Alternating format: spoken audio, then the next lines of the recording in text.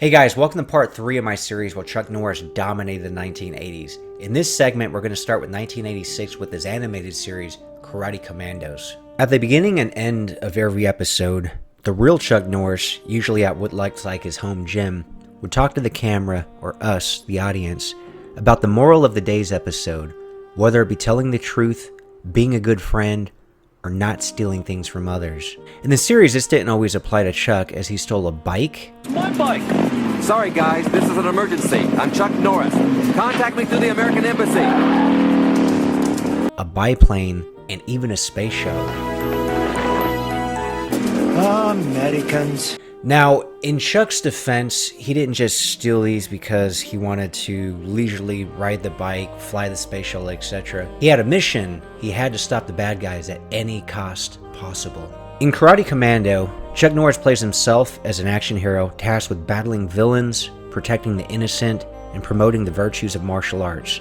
It's a lifetime pursuit of balance and harmony. But with punching and kicking.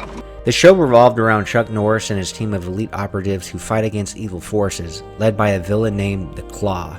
Who's in charge here?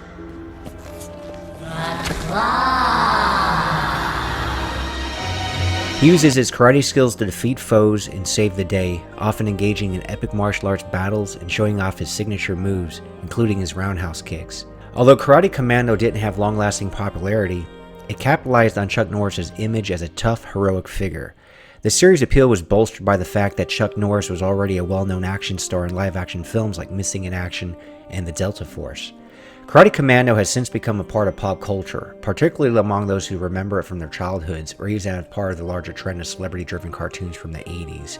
As with many of these shows, there was even a toy line. It should be noted that the studio that put out Karate Commando was Ruby Spears, which also made animated series on Rambo and Mr. T. Despite its short run, Karate Commando remains an interesting footnote in both the history of animated TV and the legacy of Chuck Norris. The 80s were something else, man. Talk about amazing animated series with a moral message from these heroic figures. The next time things get tough, you mess up on a test or lose the game, don't let it get you down. Don't give up and you'll be a winner. That's why the 80s was so much better. Firewalker would follow in 1986, where Chuck starred alongside Louis Gossett Jr. It was sort of Chuck's take on Indiana Jones, where he and Gossett played a pair of adventurers trying to track down an ancient Aztec hoard of gold. Chuck Norris played Roland, a tough, no-nonsense ex-Marine with a past that included fighting in the Vietnam War. He teamed up with Leo, portrayed by Louis Gossett Jr., who provides much of the comedic relief in their duo. Is ever time for a plan? It's now next. Roland is a more serious, action-oriented character, while Leo is often the comic foil, constantly stumbling into trouble with his more lighthearted approach. Better be some gold up here. Get your blood. I'm coming. The plot kicks off when Roland and Leo discover that a treasure is hidden in a remote area in Central America. However, the pursuit of the treasure is complicated by a series of dangerous adversaries, including a corrupt general and a series of armed mercenaries. The film features Chuck Norris in several intense action scenes, showcasing his martial arts expertise and rugged screen presence, but also allows him to explore some more comedic and lighter moments as he works alongside the bumbling Leo. While Firewalker wasn't a massive commercial hit, it did offer a different side of Chuck Norris than his more famous action roles, like in Missing in Action and The Delta Force. In this movie, Norris's character, though still tough and capable in a fight, is a bit more laid back, adding a layer of humor to his persona. The film's lighthearted tone, combined with Norris's signature action style, made Firewalker a unique entry in his filmography. Despite not being one of Norris's most iconic films, Firewalker remains a fun, action-packed adventure, and it showcased the versatility of Norris in balancing action and comedy in a way that wasn't typical for his usual roles at the time. We need a new plan. These kinds of adventurous treasure hunt movies were quite popular at the time, with Harrison Ford playing the eminent hero Indiana Jones in 1981 in The Raiders of the Lost Ark, and then following up in The Temple of Doom in 1984, and Romancing the Stone starring Michael Douglas would come out in 1984 as well. Following Firewalker, Chuck Norris would return to the Missing in Action franchise with Braddock, Missing in Action 3. This carried a similar method that Rambo took, where the sequel to the film would just be named after the hero. It should be noted that it came out the same year as Rambo 3 did, and Chuck and Cannon Films continued to try to compete against Stallone's Rambo. What do you say, John? Fuck 'em. For more on that, check out the previous installment of this series where I talked extensively about Missing in Action 1 and 2. Braddock, missing in Action 3, continued the adventures of Colonel James Braddock as he sought justice for the American prisoners of war left behind in Southeast Asia after the Vietnam War. This installment differed slightly from the previous films and had a more personal tone and a stronger emphasis on Braddock's character and motivations. Speaking of personal tone and stronger emphasis on Braddock's motivations, he discovered that he has a son from a Vietnamese woman he believed to be dead, and he is on a mission to save his previously unknown child. The film begins with Braddock, now a seasoned and battle-hardened veteran, living with the painful memory of his past and the men he couldn't save during the Vietnam War. Unlike the more direct rescue missions in the earlier films, Missing in Action 3 focused on Braddock's ongoing struggle to bring closure to the POW situation in Southeast Asia. In this case, he is called upon to rescue a group of American civilians who have been captured and are being held hostage in Cambodia. The situation becomes even more complicated when Braddock discovers that the Cambodian government is deeply involved in the trafficking of prisoners, further escalating the stakes of his mission. As Braddock delves deeper into the jungle to rescue the hostages, he faces off against a brutal network of warlords, corrupt officials, and a vast military presence determined to stop him at any cost. But of course, they're dealing with Chuck Norris, so that's a war they can't win. The tone of Missing in Action 3 is darker and more somber compared to the first two films. Braddock's personal struggle is explored in greater depth, and the stakes of the mission feel more dire as Braddock faces off against a powerful and morally corrupt system.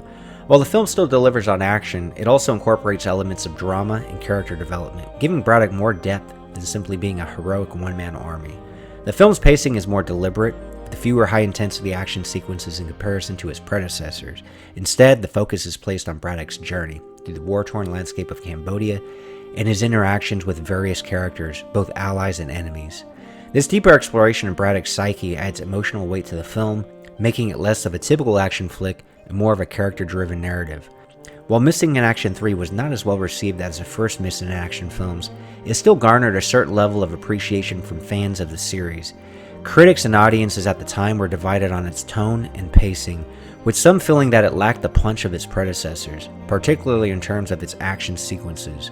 However, for fans of Chuck Norris and the Missing in Action franchise, it was still a fitting continuation of Braddock's character arc, even if it was seen as a slight step down from the earlier films.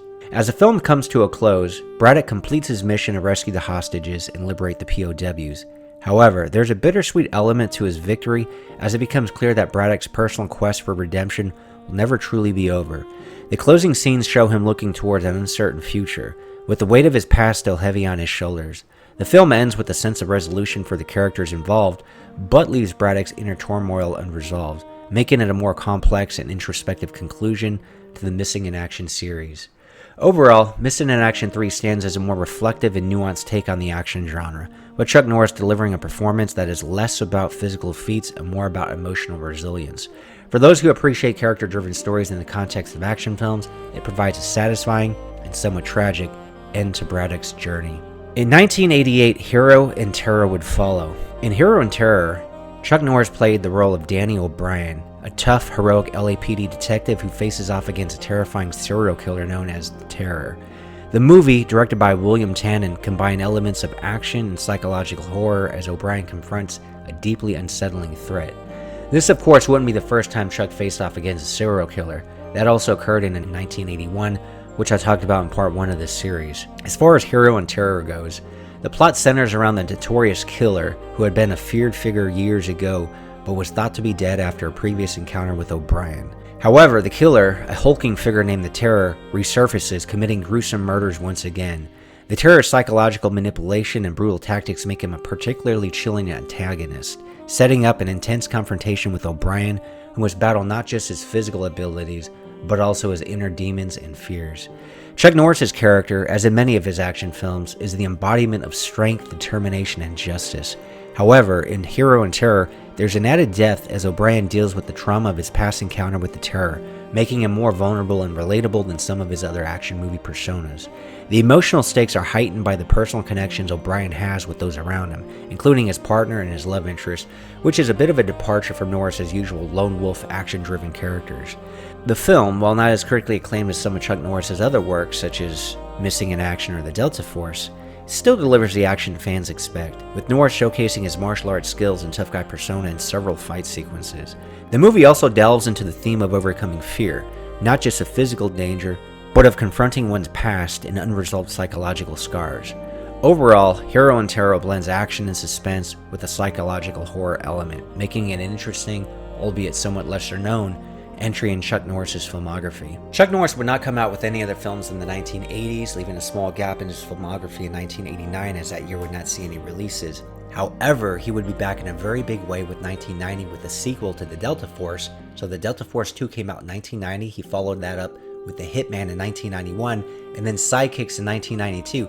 If you want me to cover more of Chuck Norris's work in the 1990s, make sure to leave a comment below.